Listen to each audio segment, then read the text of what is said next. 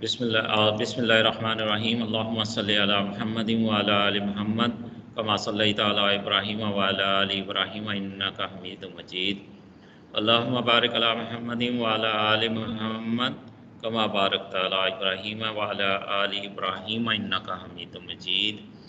آج کی حدیث ہے جس میں نبی صلی اللہ علیہ وآلہ وسلم ارشاد فرماتے ہیں، من صلی علی مرتن، جس نے مجھ پر ایک مرتبہ درود پڑھا، فتح اللہ بابن، اللہ نے ایک دروازہ کھول دیا، من العافیہ، عافیت میں سے، یعنی کہ سکون میں سے، چین میں سے۔ تو جو نبی صلی اللہ علیہ وآلہ وسلم پر ایک مرتبہ درود پڑھتا ہے تو اللہ تعالیٰ اس کے لیے ایک عافیت کا دروازہ کھول دیتے ہیں۔ اب یہ نبی صلی اللہ علیہ وآلہ وسلم پر درود بھیجنے کی کیا وجہ ہے؟ اس کا سب سے بڑی بات یہ ہے کہ وہ ہمارے محسن انسانیت ہیں، کہ انہوں نے انسانوں کے اوپر اتنا بڑا احسان کیا ہے کہ آپ صلی اللہ علیہ وآلہ وسلم نے بنی نوع انسان کو دنیا اور آخرت میں کامیابی کا راستہ دکھایا، اور ان کے احسانات کا تقاضا بھی یہ متقاضی ہے، اس کا تقاضا کرتا ہے کہ انسان پر حضور صلی اللہ علیہ وآلہ وسلم کے احسانات کا تقاضا ہے کہ ہر چیز سے بڑھ کر آپ صلی اللہ علیہ وآلہ وسلم سے محبت کی جائے اور دل و جان سے آپ صلی اللہ علیہ وآلہ وسلم کی تعلیمات پر عمل کیا جائے۔ ارشاد خداوندی ہے کہ ان اللہ و ملائکتہ و یصلون علی النبی یا ایھا الذین آمنوا صلوا علیہ وسلموا تسلیما، کہ بے شک اللہ اور اس کے فرشتے نبی صلی اللہ علیہ وآلہ وسلم پر درود بھیجتے ہیں، اے ایمان والو تم بھی ان پر درود و سلام بھیجا کرو۔ تو یہ اللہ تعالیٰ جو ہے وہ ہمیں حکم دے رہے ہیں کہ اللہ تعالیٰ، اللہ کے رسول صلی اللہ علیہ وسلم پر اللہ تعالیٰ بھی اپنی رحمت نازل فرماتا ہے اور فرشتے بھی نبی صلی اللہ علیہ وآلہ وسلم پر درود بھیجتے ہیں۔ تو اس کے لیے ہمیں بھی اللہ تعالیٰ حکم دے رہا ہے کہ ایمان والوں کو کہ تم بھی نبی صلی اللہ علیہ وسلم پر درود بھیجا کرو۔ اور درود بھیجنے کا طریقہ سب سے مختصر ترین درود کیا ہے؟ وہ درود ابراہیم ہی کا پہلا ٹکڑا ہے، اللہم صلی علی محمد، اللہم صلی علی محمد۔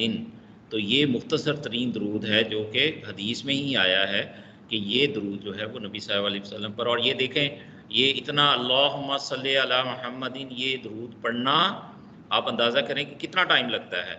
تو 10 مرتبہ پڑھنے کی فضیلت آئی ہے، پھر 100 مرتبہ صبح اور شام میں پڑھنے کا، جیسے ہم تسبیح فاطمہ سبحان اللہ الحمدللہ اللہ اکبر پڑھتے ہیں، تو اسی طرح اللہم صلی علی محمد کے ساتھ 100 مرتبہ بہت ہی مختصر ٹائم میں جو ہے ہم اس کا درود پڑھ سکتے ہیں۔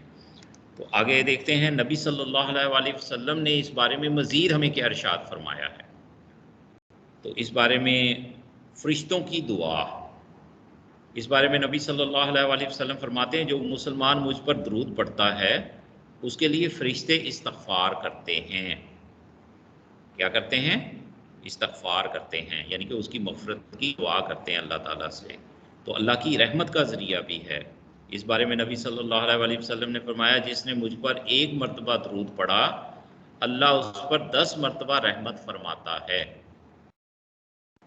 اور اسی طرح رسول کریم صلی اللہ علیہ وآلہ وسلم کی قربت کا بھی باعث بنے گا۔ قیامت کے روز آپ صلی اللہ علیہ وسلم نے فرمایا کہ قیامت کے روز مجھ سے سب سے زیادہ قریب وہ شخص ہوگا جو مجھ پر سب سے زیادہ درود بھیجے گا۔ تو اس سے اندازہ کر لیں کہ یہ کتنا نبی صلی اللہ علیہ وسلم پر درود پڑھنا جو ہے وہ کتنا فضیلت کے لائق ہے۔ اسی طرح بخیل شخص، آپ صلی اللہ علیہ وسلم نے کس شخص کو کہا؟